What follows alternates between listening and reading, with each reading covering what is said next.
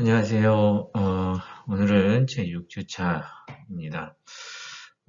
오늘 공부할 내용은 뉴턴의 운동 제2법칙, 힘과 가속도의 법칙에서 가속도 찾기입니다.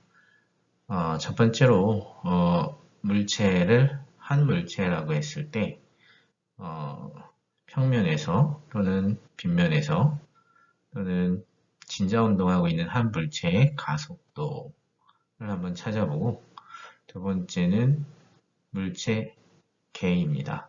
두 개 이상의 물체로 이루어진 물체 개에서 어, 첫 번째 기차 모양으로 되어 있는 물체 시스템, 두 번째는 도로에 연결되어 있는 두 개 이상의 물체에서의 가속도와 그때 연결되어 있는 장력, 물체와 물체를 연결했을 때의 장력을 구하는 것, 그런 예들에 대해서 한번 알아보도록 하겠습니다.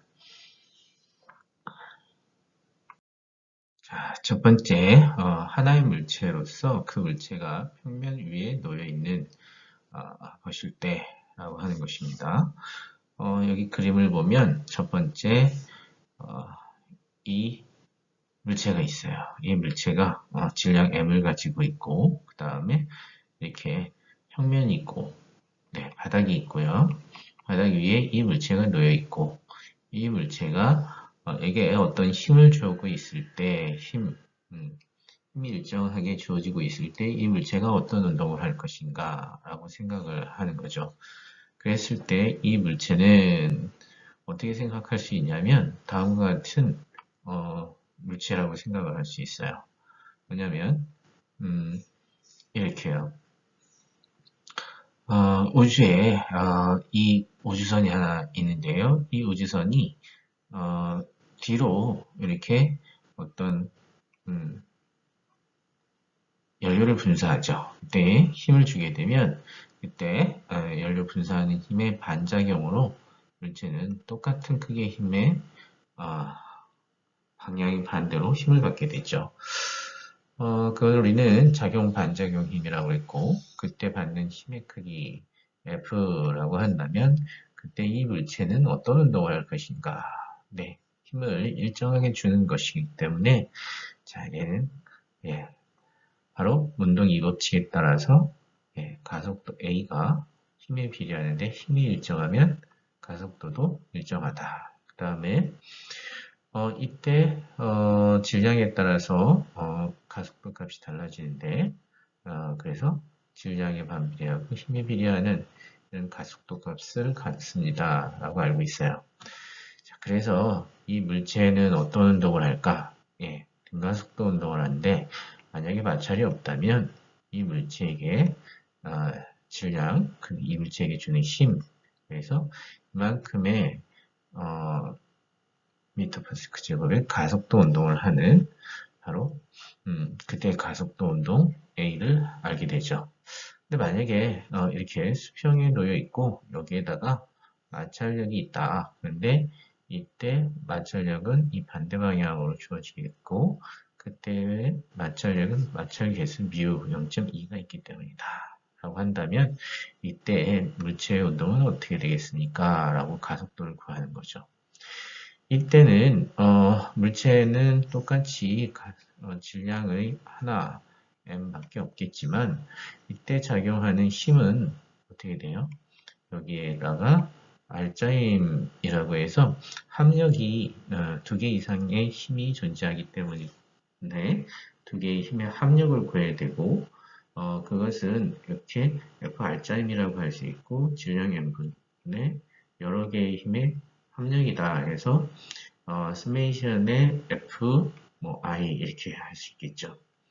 그러면 여기서는 질량분의 힘이 large F 빼기 small f가 될 것이고 여기에서 small f는 마찰력이죠. 마찰력은 어떻게 표현할 수 있냐면 F 마이너스 mu n 이렇게 표현할 수 있어요.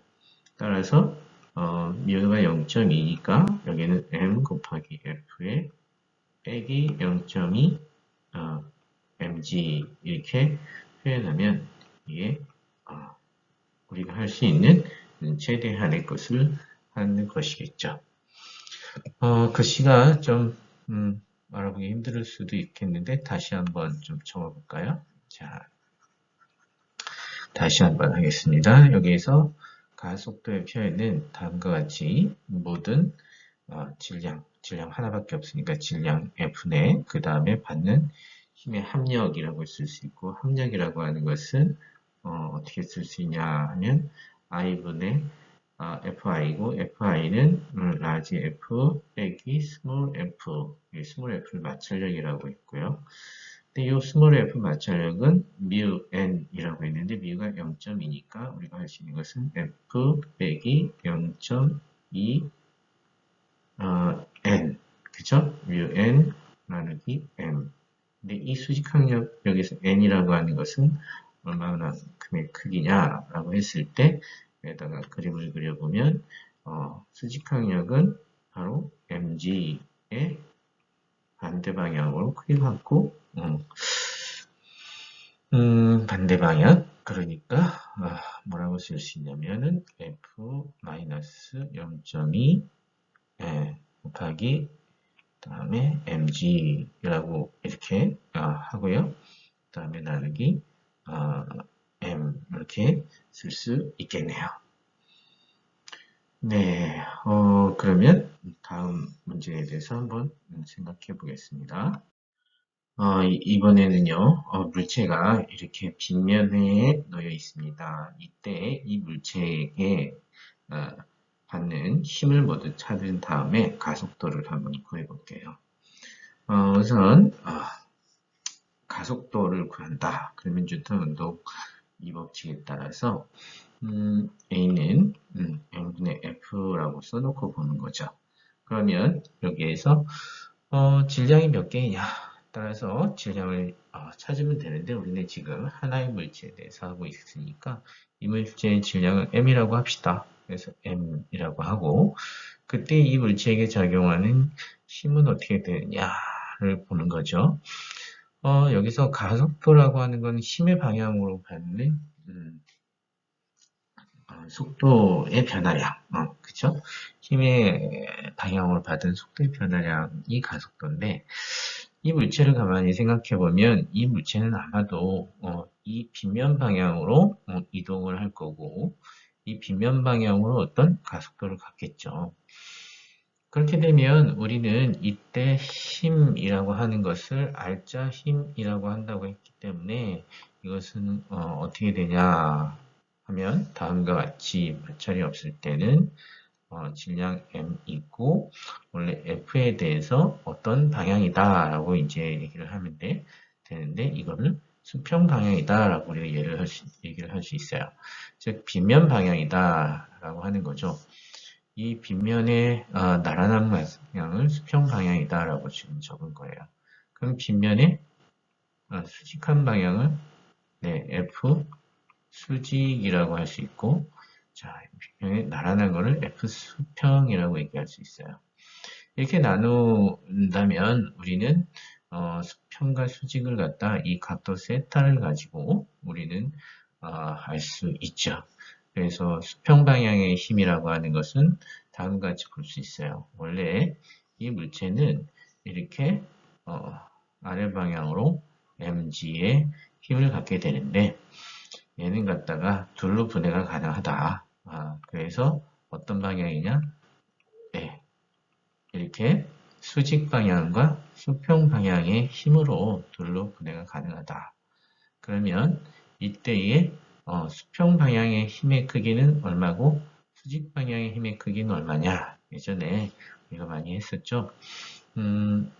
먼저 여기가 각도 30도의 빗면이라고 한다면 자, 이쪽은 우리가 60도라고 하는 것을 알 수 있고요. 그럼 여기에서 여기 같은 점 찍은 것이 60도고 이쪽 아래가 30도라는 걸 알 수 있어요. 그러면 바로 이쪽 힘은 즉 빗면 방향의 힘은 mg 뭐죠? 네, mg 사인 30도가 되죠.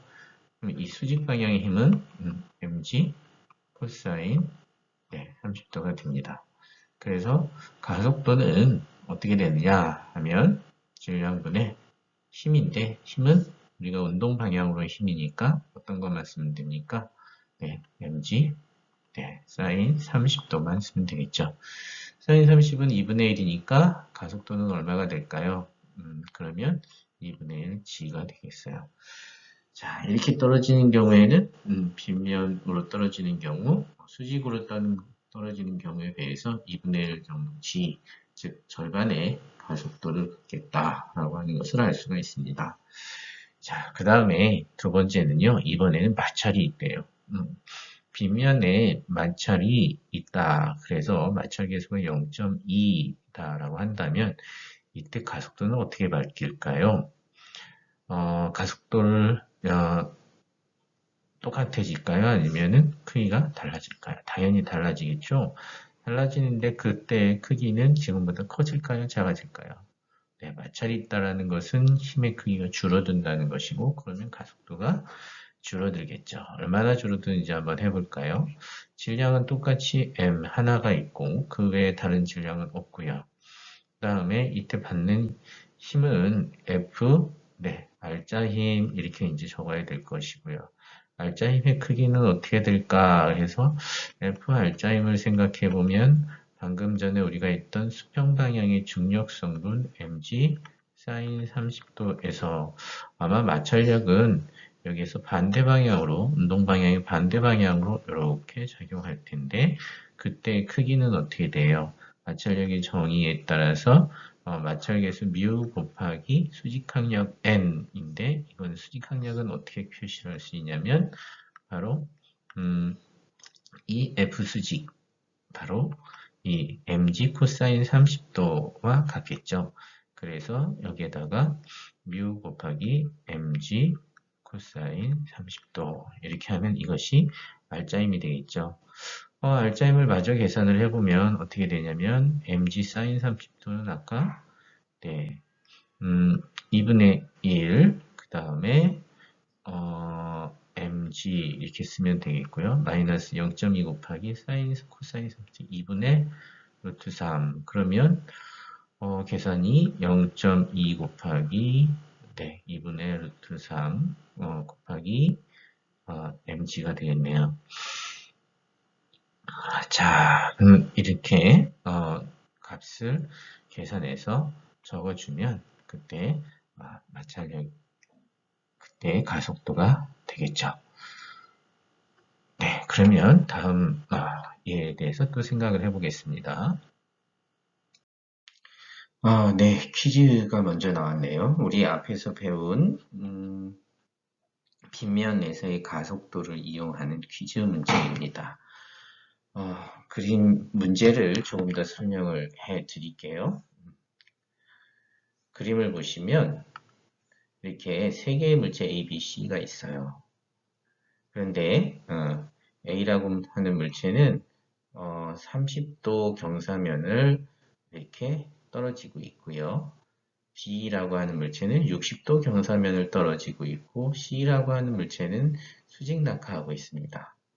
이때 모든 마찰은 무시했을 때 A, B, C가 각각 다른 가속도를 가지고 떨어질 텐데요. A의 가속도, B의 가속도, C의 가속도를 우리가 각각 구할 수 있는 방법을 공부했었어요. 이걸 가지고 이 A가 바닥에 도착했을 때의 시간, 그 다음 B가 바닥에 도착했을 때의 시간, C가 바닥에 도착했을 때까지 걸리는 시간을 각각 TA, 얘는 TB, 그 다음 얘는 TC라고 했을 때 이 세 개의 시간의 B, TA 대 TB 대 TC를 구하라 라고 하는 게 이 문제입니다. 그러면 우리가 시간을 어떻게 구할 수 있을까요? 네. 아마도 A, B, C를 비교할 때 우리가 느끼는 직감으로는 C가 가장 먼저 떨어질 것 같기는 해요.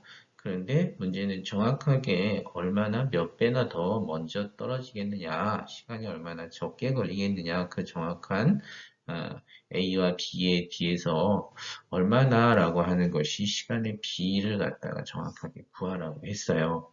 그러면 어떻게 해야 될까요? 네, 우선 뭐 어쩔 수 없이 등가속도 운동일 테니까 등가속도 운동식을 써서 구해야 될 거죠. 그래서 운동식을 갖다가 써보면 등가속도 운동식은 이동거리 S는 처음 속력을 0이라고 했을 때 2분의 1의 A, T 제곱이죠. 그럼 여기서 우리가 가속도를 알고 있다라고 생각을 한다면 걸리는 시간 T는 네, 루트의 뭐냐 하면 네, ES 나누기 A죠. 그래서 우리는 이렇게 반면에 해석할 수 있어요. 어떤 물체의 가속도를 알게 되면 그 물체가 운동하는 시간도 알 수 있고요. 그 다음에 그 물체가 낙하했을 때 속력도 어떻게 보면 알 수 있다. 그래서 가속도를 아는 것이 제일 기본이다 라고 하는 것이죠. 그래서 우리가 지금 공부하는 것이 가속도를 찾는 그러한 연습을 하고 있는 것입니다. 자, 그럼 계속 한번 해볼 텐데 여러분들이 먼저 한번 해보시겠어요? 각각의 시간을 한번 구해보세요. 첫 번째 TA는 아마도 이렇게 할 수 있겠죠? 루트에 자, 200S A 경로를 갔을 때의 이동거리 그 다음에 그때의 가속도 이렇게 구할 수 있어요. 그러면 세 가지의 경우를 우리가 다 해봐야 된다는 것인데 TB는 이렇게 해놓고 루트에 그 다음에 A의 즉 아니죠. B의 가속도 그 다음에 B의 이동거리 그 다음 TC는 자 가속도 이거는 금방 할 수 있어요. 가속도는 G가 되고 높이는 세 가지의 높이는 다 H인데 수직 높이를 H라고 한번 그냥 이렇게 써봅시다. 자, 그러면 얘는 G분의 루트 H다 라고 하는 것을 2배죠. 2배의 H다 라고 하는 것을 알아놓고 그 다음에 각각 가속도가 G 자유낙하한 거에 비해서 얼마로 달라지는지 이동거리는 얼마나 달라지는지 한번 알아보면 여기에서 빗면에서 우리는 먼저 이동거리를 알 수 있어요. SA는 이동거리잖아요. 이거는 네, 사인 30분의 H라고 할 수 있죠. 그 다음 SB의 이동거리 이 두 번째 이동거리는 어떻게 할 수 있어요? 사인 60분의 H라고 할 수 있잖아요. 그러면 우리는 이전에는 가속도만 구하면 되겠는데 가속도는 아까 구했죠. 이쪽 먼저 빗면 방향의 가속도는 아까 뭐라고 했냐면 네, G의 사인 30도 각도라고 했잖아요. 얘는 G의 사인 60도 이렇게 했어요. 그러면 이 값은 어떻게 되죠? 네, 여기 있는 그대로 대입을 해보면 A에다가 사인 30분의 H를 대입하고 그 다음에 가속도 A에다가 G 사인 30을 하게 되면 자, 결과는 루트의 자, 2배의 SA는 네, 사인 30분의 H가 되죠. 그래서 H 나누기 사인 30이 되고 그 다음에 여기 분모의 가속도는 G의 사인 30도가 되고 그죠? 그 다음에 이 밑에 있는 것은 마찬가지로 하게 되면 마찬가지로 G의 사인이 60도 이렇게 되고 여기에는 EH 나누기 사인 60도가 돼요. 그러면 이 세 개의 값을 다 구했기 때문에 TA 대 TB 대 TC를 하게 되면 일치하는 것은 전부 다 약분해서 G분의 EH는 약분하게 되면 남는 것은 뭐가 됩니까? 루트의 사인 30도의 제곱이 되겠죠? 사인 30도의 1의 전체의 제곱이 될 거고, 그죠? 그 다음에 여기는 사인 45도, 사인 60도인가요? 사인 60도의 네, 1의 전체 제곱 루트 대 1이 되겠죠. 자, 이렇게 하면 나머지 값은 어떻게 될까요? 네, 이거는 여러분들 눈치를 채셨겠지만 어디엔가는 답이 있겠죠. 한번 보고 여러분들이 이 값들 사인 30도, 60도를 대입해서 결과를 내시기 바랍니다. 네, 그러면 다음을 한번 볼까요? 네, 다음 예입니다. 이번에도 물체는 하나입니다. 그런데 이 물체는 어떻게 운동하고 있을까요? 네, 이렇게 실에 매달려 있습니다. 이 실의 길이를 L이라고 해볼게요. 그러면 이 실의 길이 L을 가지고, 즉 천장에서부터 이 물체까지의 길이는 일정하게 유지된 채 물체는 중력을 받아서 움직일 텐데 아마도 이렇게 반대편까지 올라갈 거예요. 반대편에 같은 높이까지 이제 올라가면서 얘가 오른쪽에서 왼쪽으로 갔다가 다시 왼쪽에서 오른쪽으로 오는 주기적인 운동을 하게 되겠죠. 이런 것을 단진동이라고 합니다. 그랬을 때 이렇게 최고 높이에 있을 때, 자, 그림에서 보이는 이 물체의 위치에 있을 때 이 물체는 가속도 운동을 하게 됩니다. 그때 가속도의 크기와 방향을 한번 알아봅시다 라고 하는 거죠. 어떤 모든 위치에서의 가속도 값은 아마 구하기가 여러 가지 경우에 따라서 하나로 구할 수는 없기 때문에 최고점에서 한번 가속도를 구해보자 라고 얘기를 했거든요. 어떻게 생각하세요? 최고점에서는 얘가 가속도가 하나의 값으로 나올까요? 아니면 그 가속도가 0일까요? 네, 0은 아니겠죠. 순간적으로 위에 멈춰 있다고 해서 0이다라고 한다면 이런 경우도 생각해 볼 수 있어요. 우리가 물체를 위로 그냥 던져 올렸다. 그러면 이 물체는 위로 올라갔다가 이렇게 이제 다시 떨어지게 돼서 같은 속도로 떨어지게 되는데 최고점에서 이 물체의 가속도는 어떻게 됩니까? 하면 순간적으로 정지하겠지만 이때도 중력 가속도 G는 항상 존재하기 때문에 이때 최고 높이에서도 중력 가속도 G는 있죠. 따라서 이렇게 단진동하는 물체에서도 가속도가 최고 높이에 있을 때도 가속도가 있다는 거죠.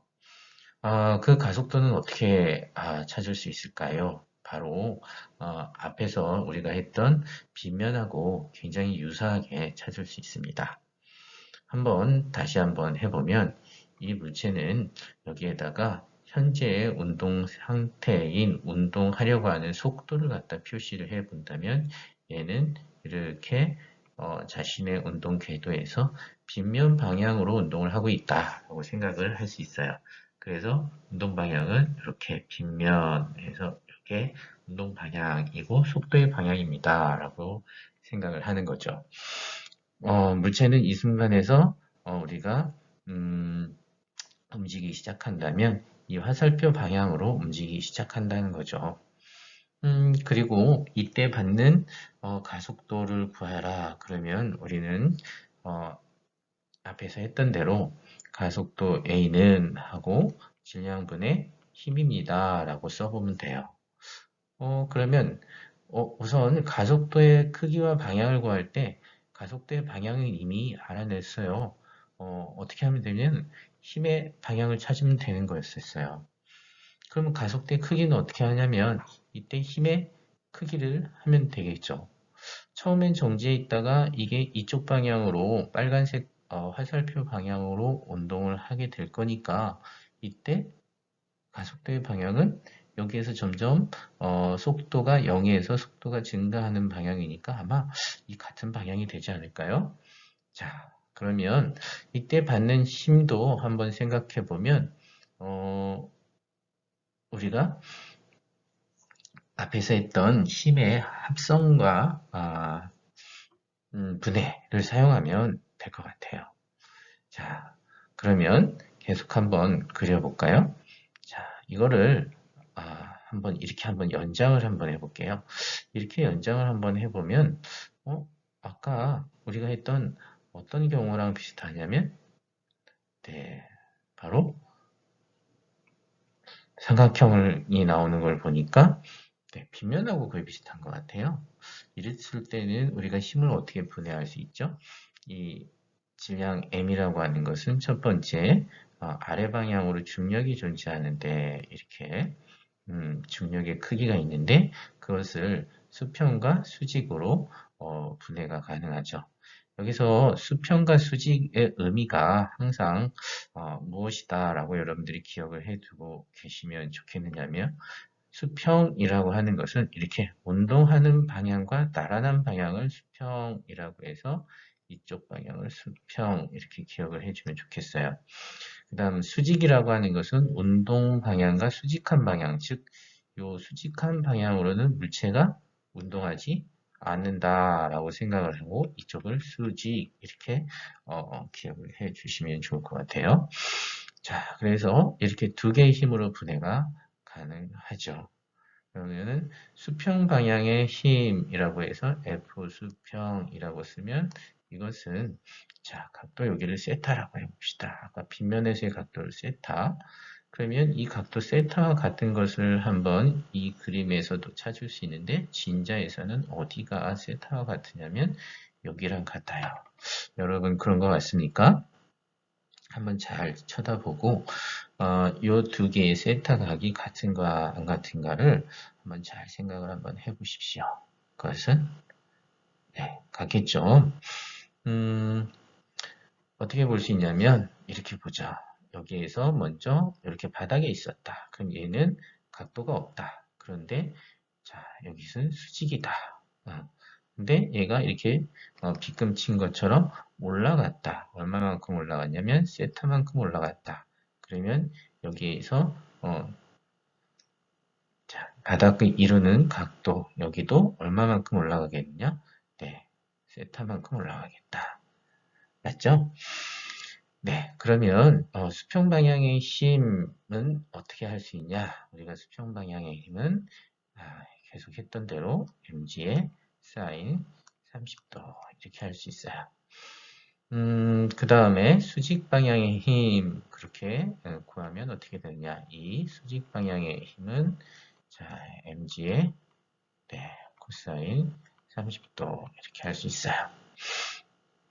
그러면 이때 가속도의 크기, 이 물체의 가속도의 크기는 수직 방향하고는 상관이 없죠. 이 수직 방향이라고 하는 것은 아래 방향 이 힘은 아마도 이 위쪽 방향의 장력 T랑 상쇄가 될 것이고 남은 것은 바로 수평 방향의 힘, 얘가 바로 얘가 R자 힘이 되겠죠.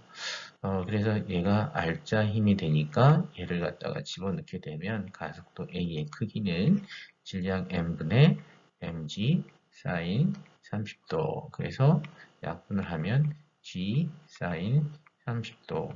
그래서 2분의 1 g가 가속도의 크기가 됩니다. 우리가 빗면과 이렇게 단진자의 최고점에서는 동일한 가속도를 갖는다라고 하는 것을 알았고요. 이때 가속도의 방향은 힘의 방향, R자 힘의 방향이었으니까 바로 빗면에서 내려가는 방향. 다시 말하면 이 물체의 단진자에서는 접선 방향으로 내려가는 방향으로의 가속도를 갖는다라고 하는 것도 알게 되었습니다. 네, 다음 장을 한번 보시죠. 네, 단진자를 가지고 퀴즈로 여러분들의 다른 질문을 하나 해주고 있어요. 뭐냐면 아까 똑같은 단진자인데요. 이번에는 이 물체의 위치가 최고 높이에 있는 여기가 아니고 제일 아래에 있는 즉 최저 높이에 있을 때 이 물체의 가속도의 방향은 하고 물어보고 있어요. 얘가 지금 이렇게 어떤 호를 그리면서 이제 움직인다고 했죠. 그렇게 되면 이 제일 아래에 있을 때는 물체는 오른쪽에서 아래로 올 때는 이쪽 방향의 속도 V를 가질 거고, 그다음에 반대로 다시 되돌아왔을 때는 오른쪽 방향으로 속도 V를 갖겠죠. 그러면 얘 가속도의 방향은 하고 물어봤는데 가속도의 방향은 어떨까요?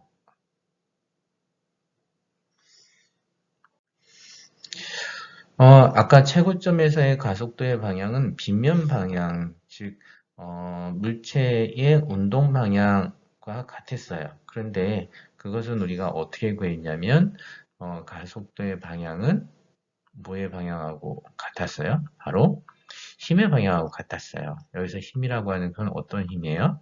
알자 힘이죠. 그러면 이 바닥 상태에서는 얘가 왼쪽 또는 오른쪽 수평 방향으로 운동하는데 이때는 알자 힘이 없을까요? 있을까요? 그것을 찾으면 바로 가속도의 방향을 찾을 수 있다는 거죠. 어떻게 생각합니까? 음, 네. 요 맨 밑에서 한번 생각을 해보면 이거는 정지 있지는 않아요. 이렇게 한 축의 중심을 통해서 여기에서의 속력은 V고요. 그 다음에 얘를 갖다가 아주 이렇게 한번 생각을 해볼게요. 확대를 해서 자, 아주 요 세타를 갖다가 아주 작은 각도라고 생각을 해볼게요. 세타는 매우 작다. 매우 작다라고 하는 거는 뭐 거의 0에 근접한다. 이렇게 한번 생각을 해볼까요? 아니면 세타는 1보다 매우 작다. 이렇게 매우 작다는 건 두 개를 이렇게 표시를 하면 여기서의 속도는 어떻게 볼 수 있을까요? 여기의 속도도 어떻게 보면 네, 이렇게 이쪽으로 V 거의 같다. 매우 작으니까 V라고 볼 수 있고 이때의 속도는 높이 차이가 거의 없으니까 세타가 매우 작게 되면은 높이 차이가 차이가 거의 없죠. 그러니까 얘는 이쪽에서도 V라는 속도로 갈 수 있다. 이렇게 생각을 할 수 있을 것 같아요. 그러면 지금 그러면 속력이 V로 일정하게 운동하고 있는 물체가 될 수 있고요. 단 언제요? 세타가 매우 작을 때, 즉 이 물체가 이렇게 중심의 위치, 현재의 위치에 있을 때는 어떤 속력 V로 일정하게 운동하고 있고 길이가 L입니다. 바로 이런 운동이 바로 뭐가 되겠죠? 바로 등속 원운동의 순간이다라고 이제 볼 수가 있어요. 그러면 등속 원운동의 한 순간이라고 봤을 때 이 물체는 힘을 받지 않나요? 네, 아니죠. 등속 원운동에서의 알자 힘은 우리가 그 전에 m 곱하기 r분의 v제곱 이렇게 안쪽을 향하는 구심력을 받는다라고 했어요. 그렇기 때문에 자, 얘의 가속도의 방향은 바로 어느 방향이 되겠어요? 운동의 수직 방향이 여기서는 이쪽, 이 위쪽 수직 방향으로서 가속도를 갖게 됩니다. 그래서 이것을 우리는 구심 가속도다라고 얘기를 하게 되고요. 얘기 나온 김에 여기서의 크기도 한번 생각을 해보게 되면요. 얘는 아래쪽 방향으로 mg의 힘의 크기를 받고요. 그 다음에 위쪽 방향으로 장력 t를 받아요. 그래서 이때의 뉴턴 운동 방정식을 써보면요. ma라고 하는 것은 t-mg가 되죠. 이렇게 해서 가속대 방향은 위쪽이 되고 그때의 얘의 구심력의 크기 ma라고 하는 것은 장력 빼기 바로 중력이 되고요. 따라서 장력은 중력보다 큰 힘이 걸리고 있다라고 하는 것을 알 수 있습니다. 예, 답은 바로 가속대의 방향은 위쪽 방향이었습니다. 위쪽 방향. 수직 위쪽이라고 얘기를 하면 되겠네요. 운동 방향의 수직 위쪽 방향으로서 여기를 갖다가 자 이렇게 이렇게 바로 T의 방향과 같다. 장력의 방향과 같다라고 얘기도록 할 수 있겠습니다.